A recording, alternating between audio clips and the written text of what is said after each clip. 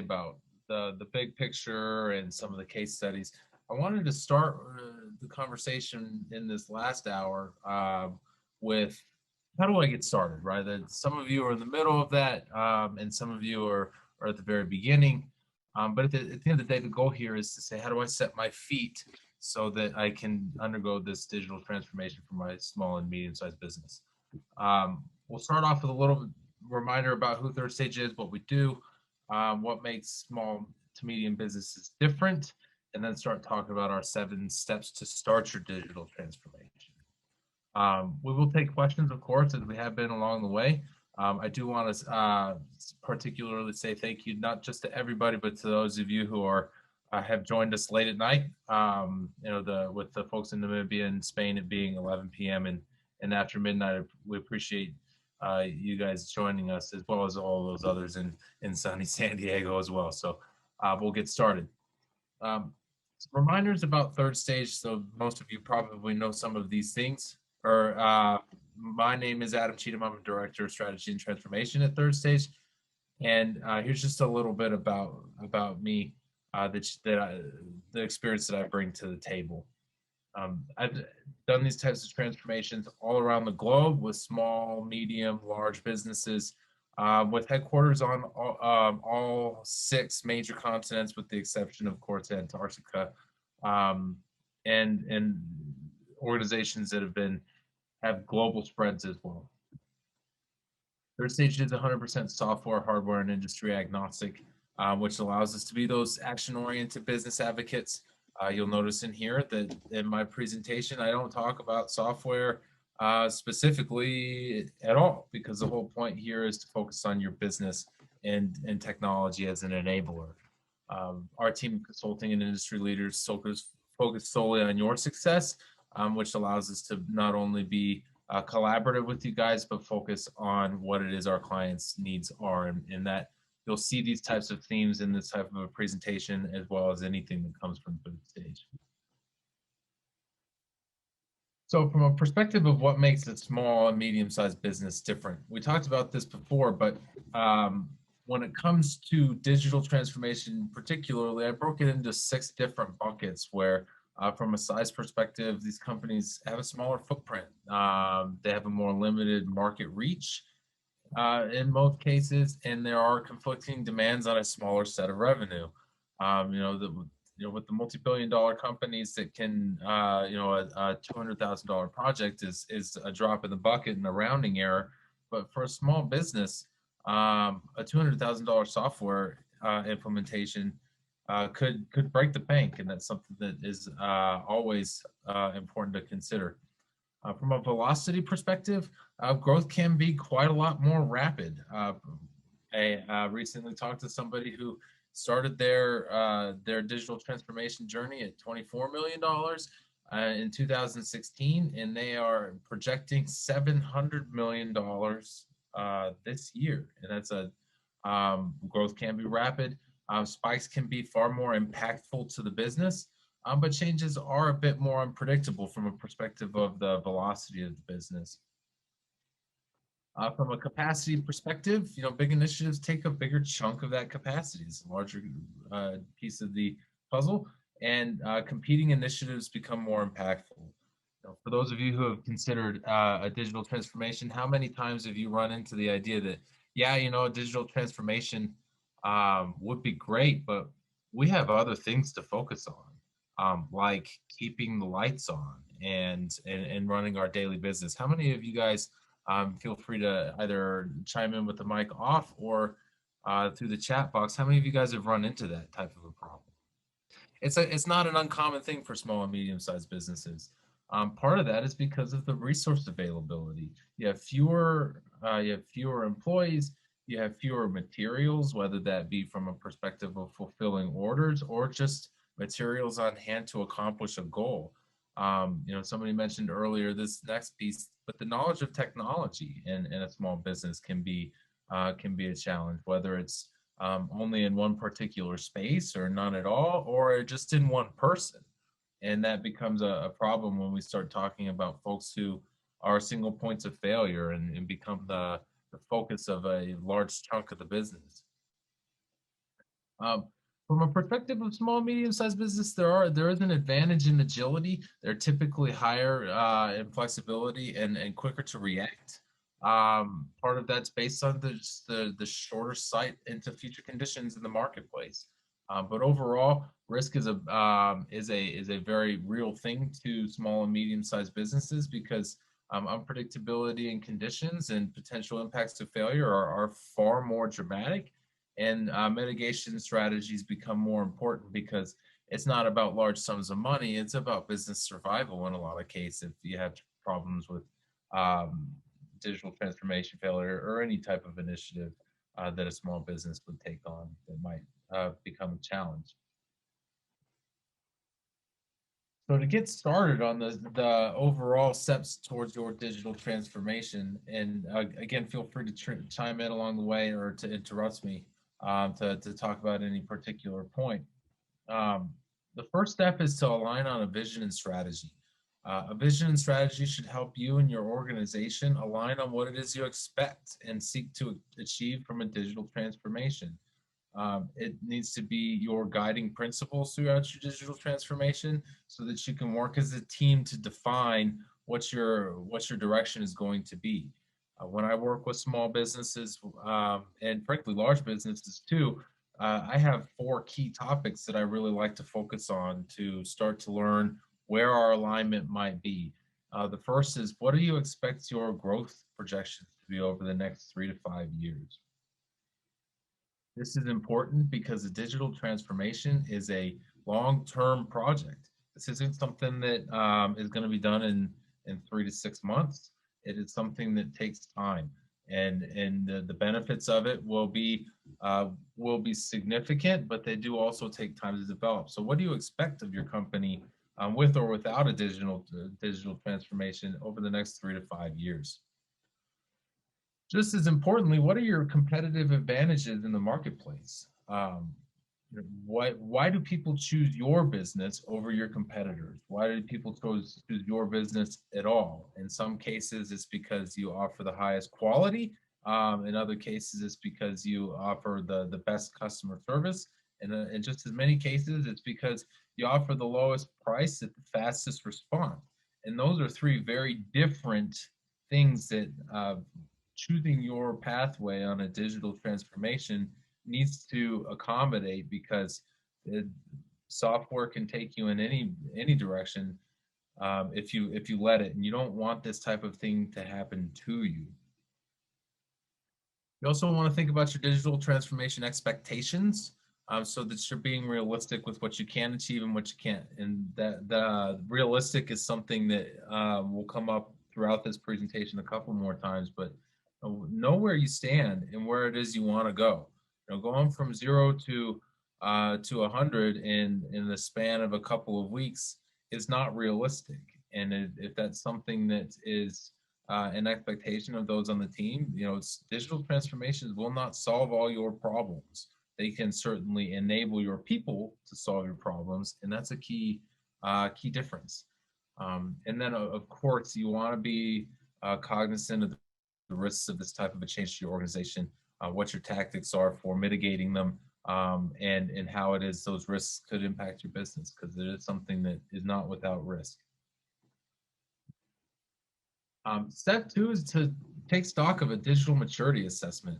You'll see here on the right, you have 5 levels, and from unstable to firefighter, trusted operator, business partner, and innovator. Um, where are your current digital skill set, and where do you want to be? This is another space to be realistic. Just because you're unstable today doesn't mean you need to be an innovator ever. If your goal here is just to have digital transformation that can help you run your applications and complete work orders, then great. That's totally fine.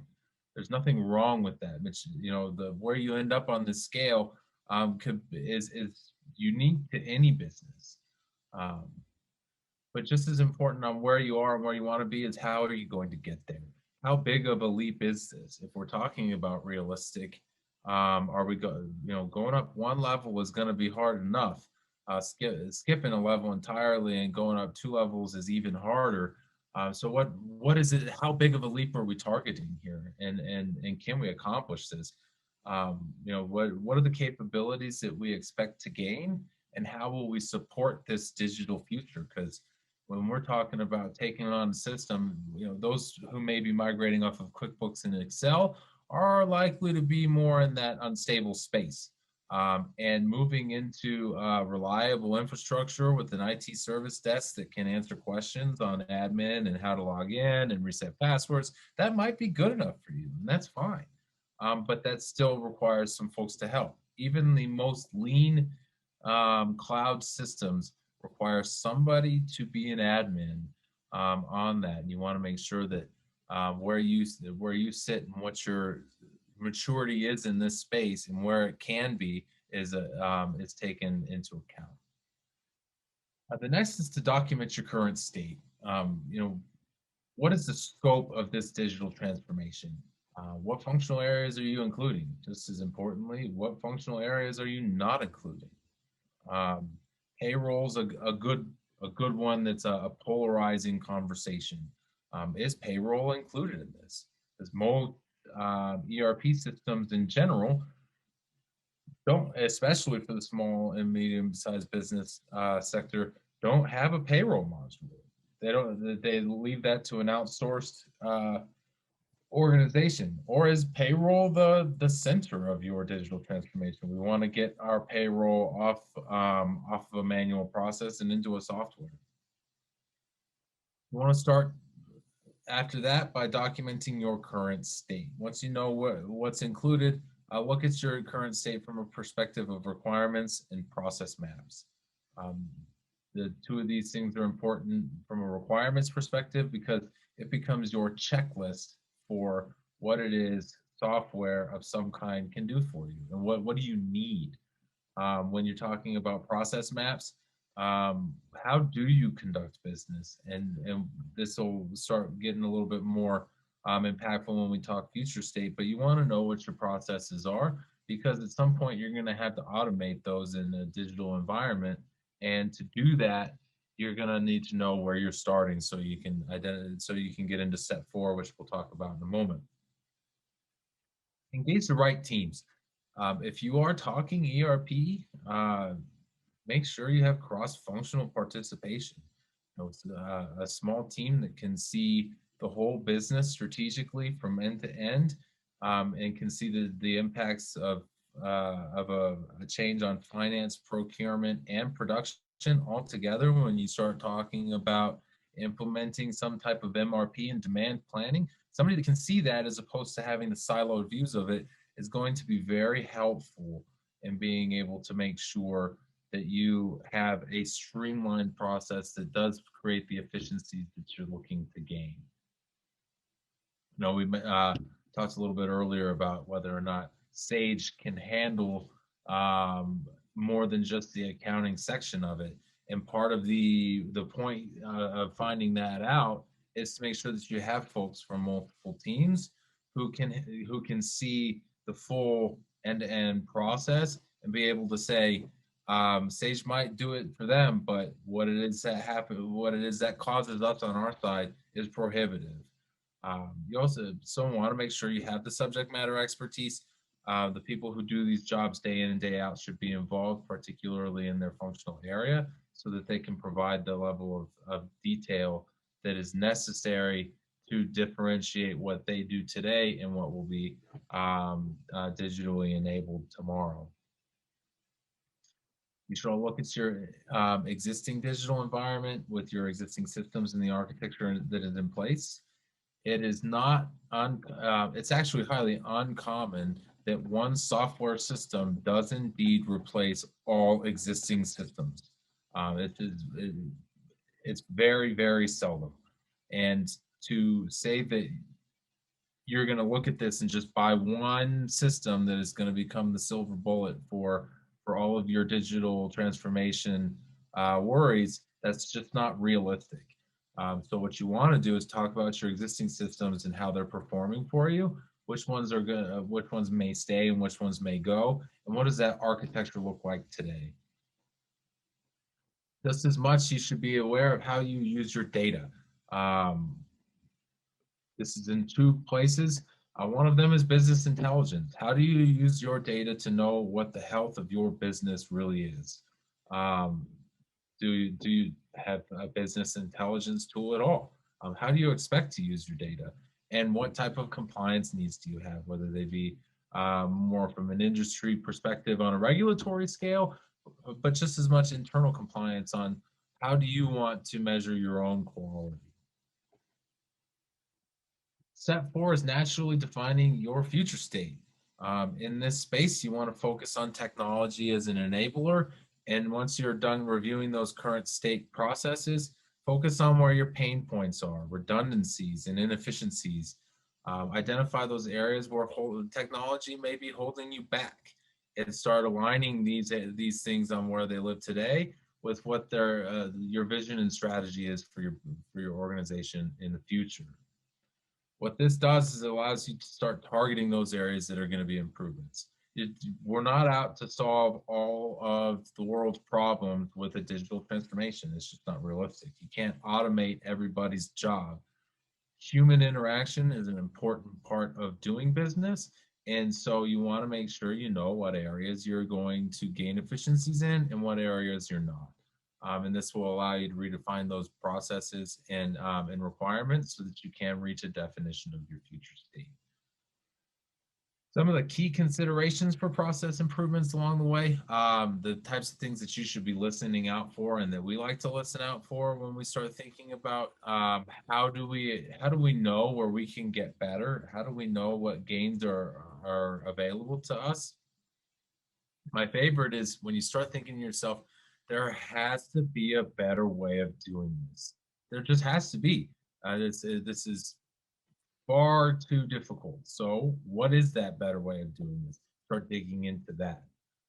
Any place it's a manual input that may cause redundancy, I put this into one system and then I put it into another and then I put it into a third so that all the data is staying in sync.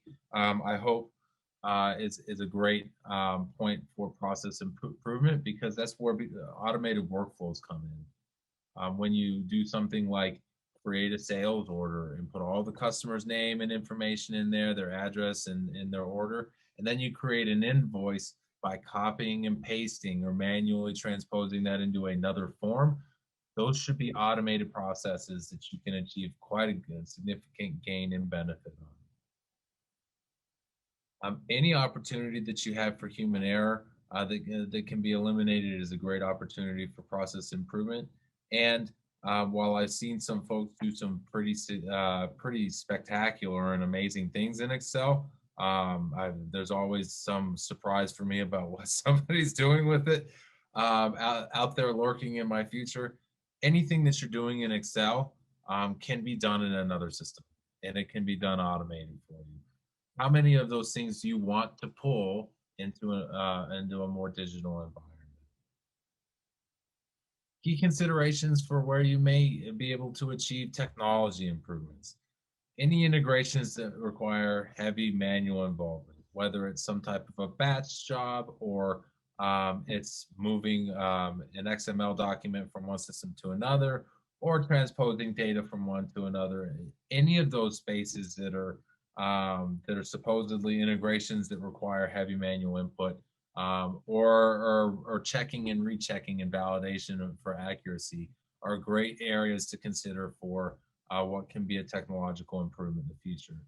Um, any places you have the issues with data integrity, if you do not have a single source of truth, which is the source of all your organization's data, um, you are likely to have issues with data integrity, whether it's from just a small level of inconsistency or some wildly inconsistent data.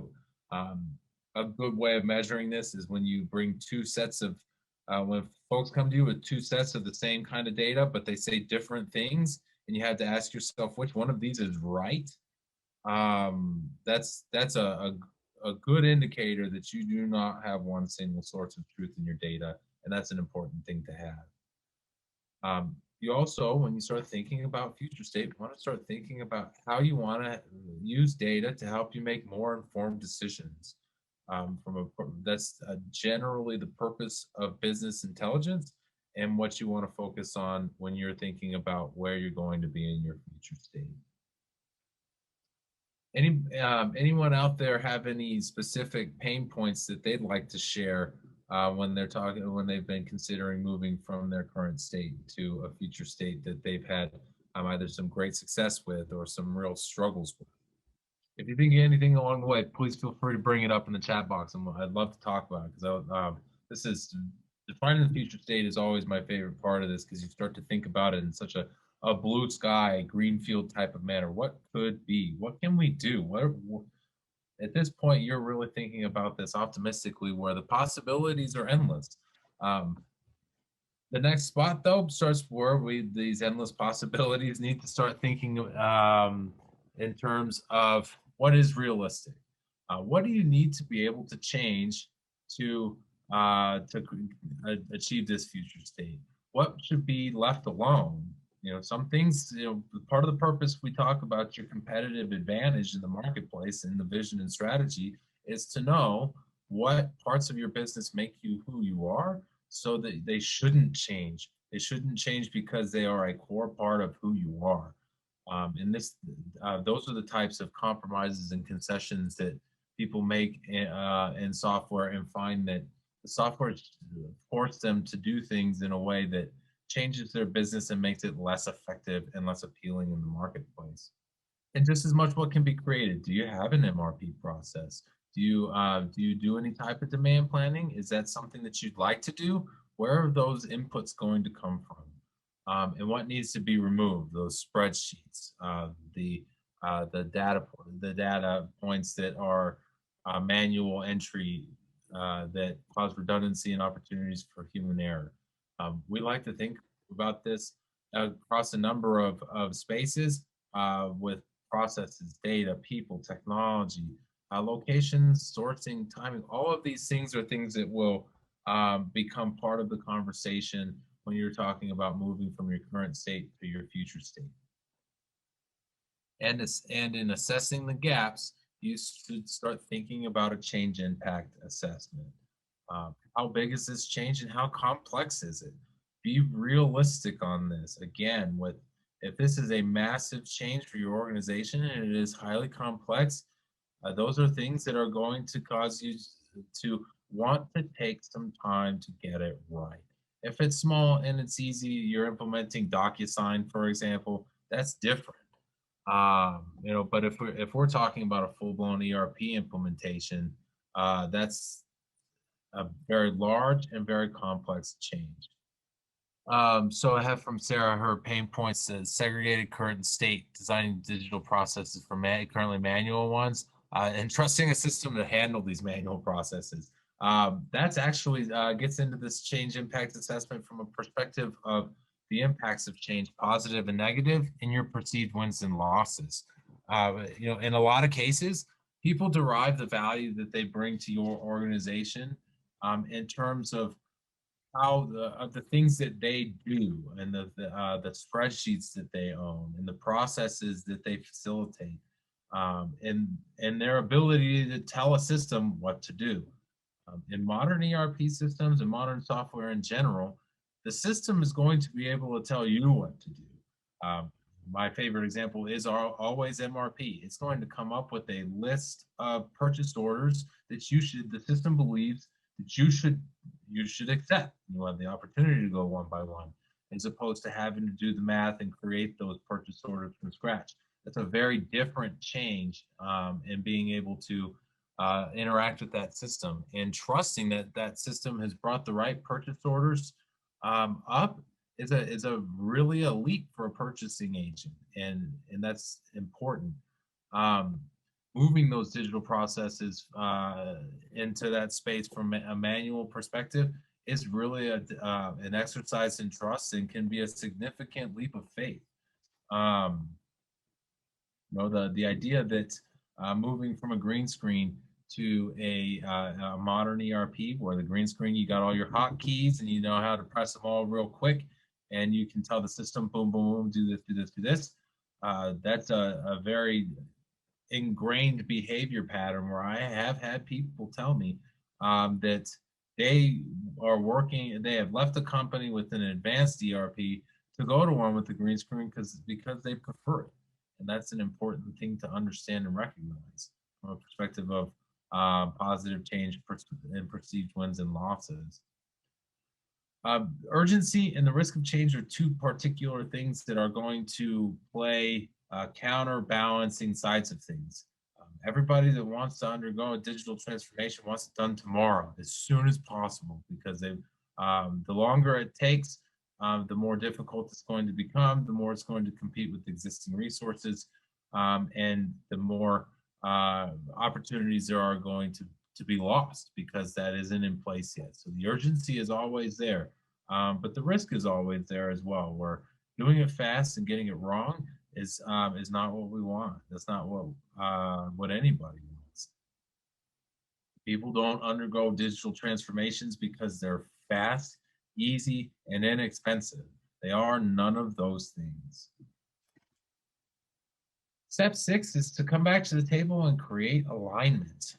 Now that you know where you are, where you're going to go, and how it is you're going to get there from a future state perspective and a change impact assessment, and what it is this wholly looks like, what the impacts are going to be on your organization.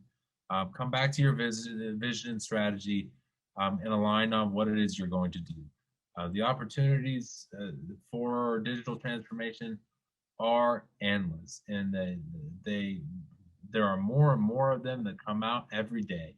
You can't do all of them, and you can't. It certainly can't do all of them first. And knowing how this transformation is going to look from a perspective of the alignment with your vision and strategy is important. Start to evaluate the impact, the costs, and the urgency. These are three factors that will help you understand where it is you want to go and when you want to get there. Um, the easiest ones or the easiest decisions are the ones that are urgent, they are high impact, and they cost very little money. Um, those are easy. We call those low hanging fruit. The ones that create significant impact maybe cost a bit more money, but aren't necessarily urgent. Those are different types of opportunities. You want to start balancing the conversation on what do we figure out today, what do we figure out tomorrow, and that'll come up again in the next slide. You want to consider what this looks like from the top down and the bottom up. It's from a perspective of your executives dictating what it is this is going to look like. That is a part of the puzzle. Your executives should express this is the direction that we are going to take.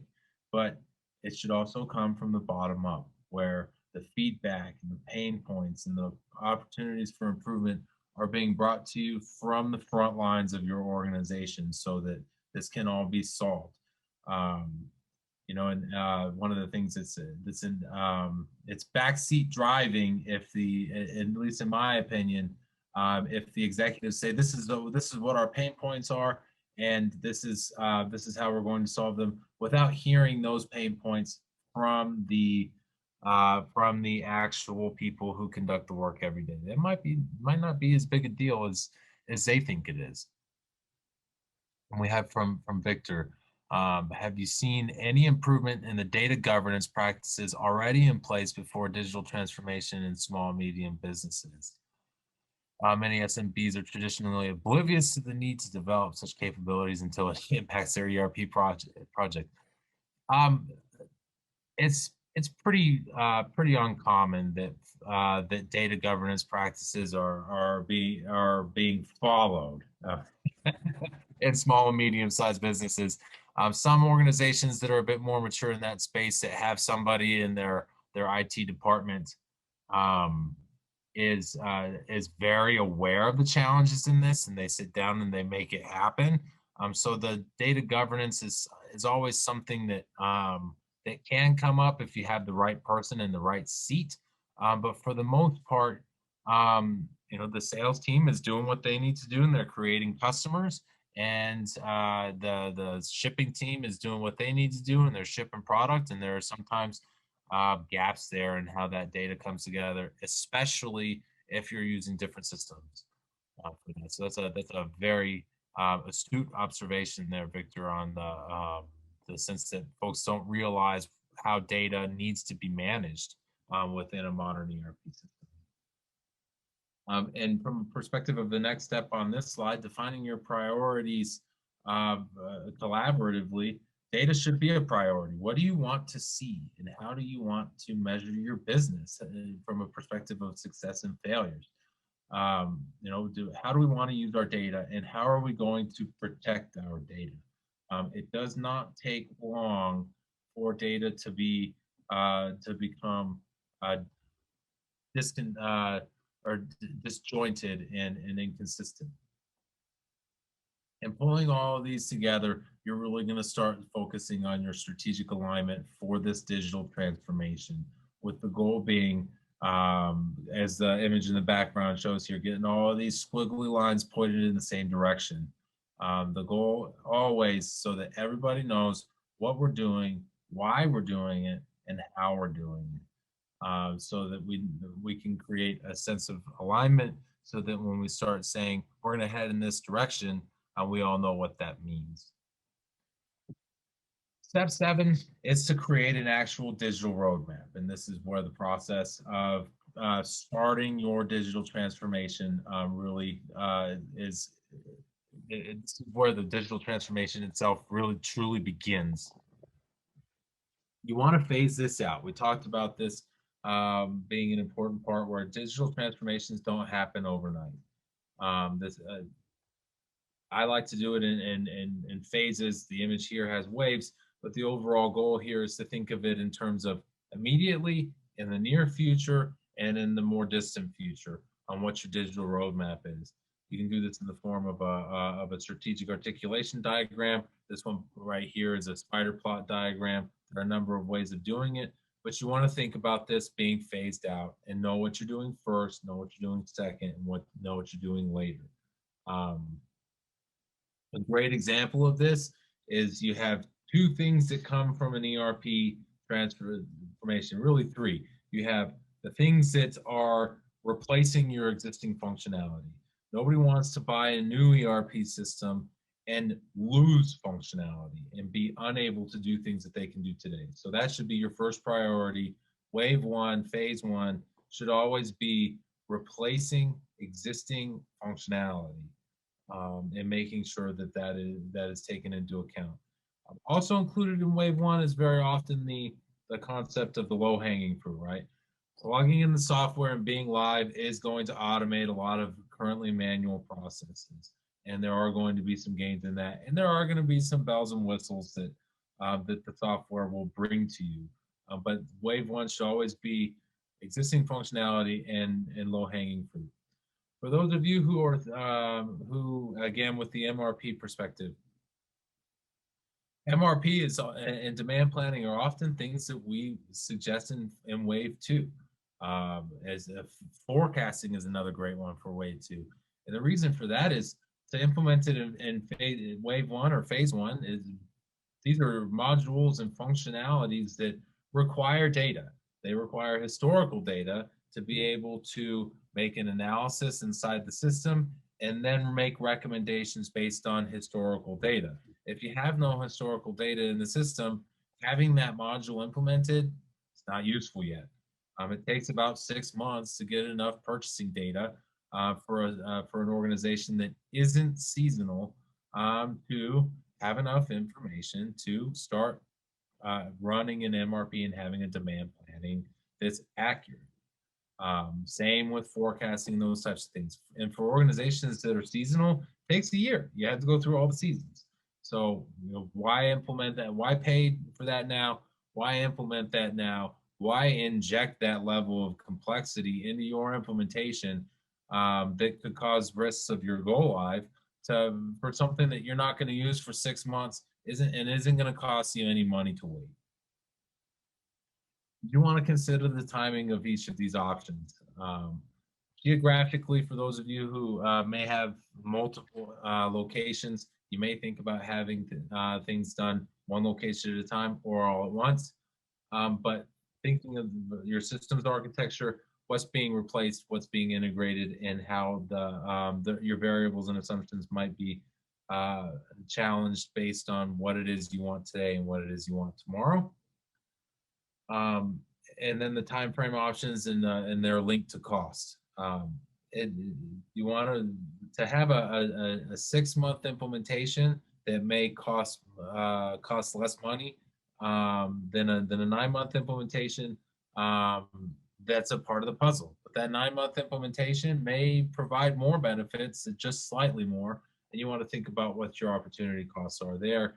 Always think about the risks of your business model and the level of process adoption that's required and the change management impact.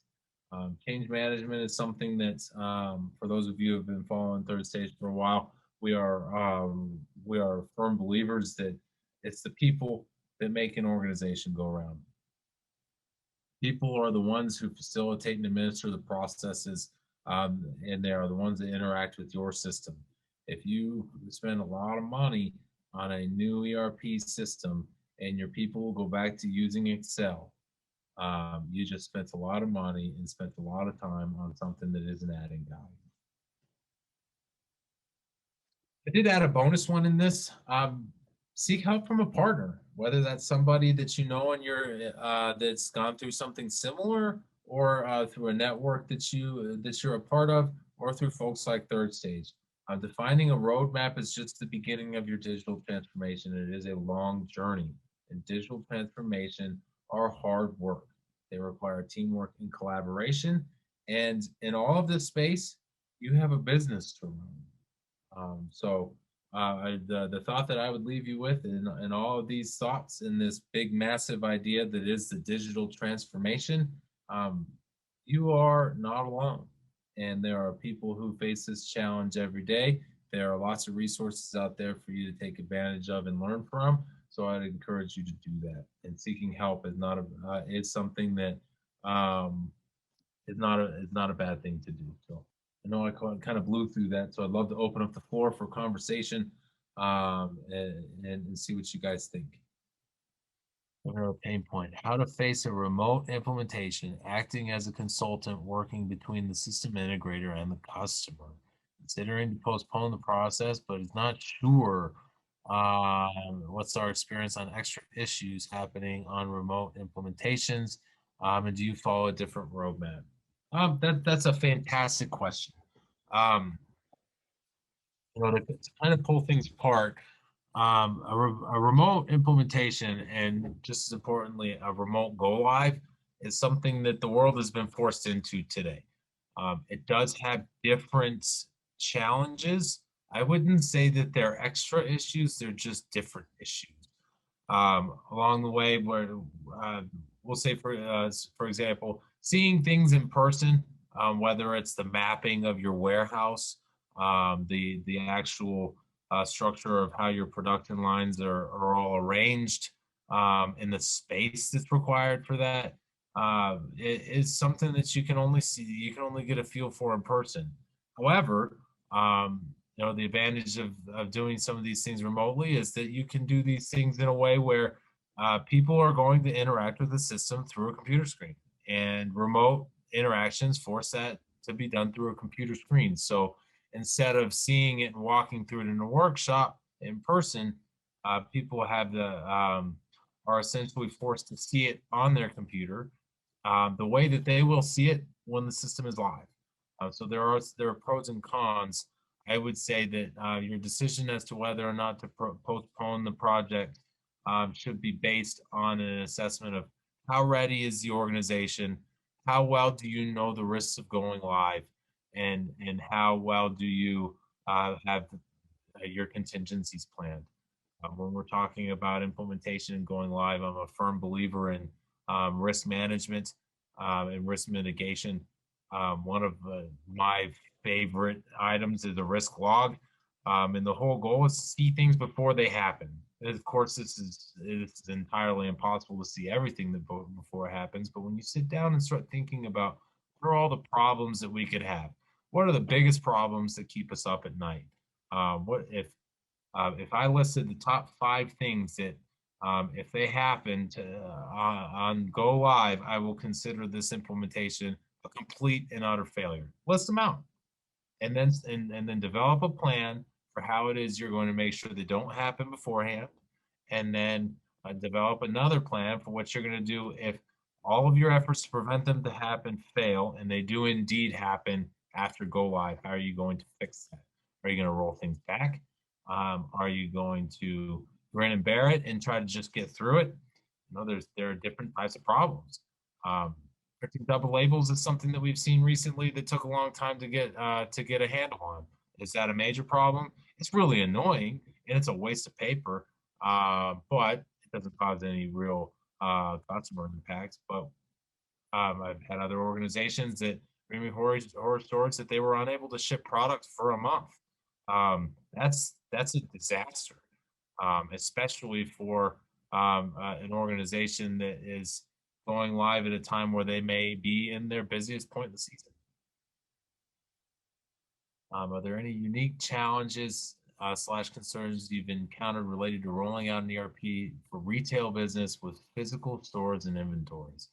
Um, Yeah, and those are sometimes a little bit different from a perspective of the point of sale. When you start thinking about rolling out software, and being able to accommodate all of the things that are going to happen, retail businesses face some interesting challenges when it comes to having to have one computer that can accommodate all of the products in one space. Every product that I scan it needs to exist in there. The price needs to be right, and if it's not, I need to know how to adjust it. Just as much retail businesses have that issue with training. Um, Folks that are going to be using this new system as a point of sale need to know how to, and if they can't do it on day one, then because they haven't been trained or it's not intuitive enough or both, that's a challenge. Also, from an inventory fulfillment perspective, making sure that each retail location has the products that it's expected to, and then just as much being able to say, I have that item in inventory at another store across town. I can either get it to you in the next couple of days, or you can go and get it yourself. I can reserve it for you. That's a customer experience that's expected, and making sure that you can accommodate those types of things that the customer expects are certainly important to rolling out an ERP system for retail businesses.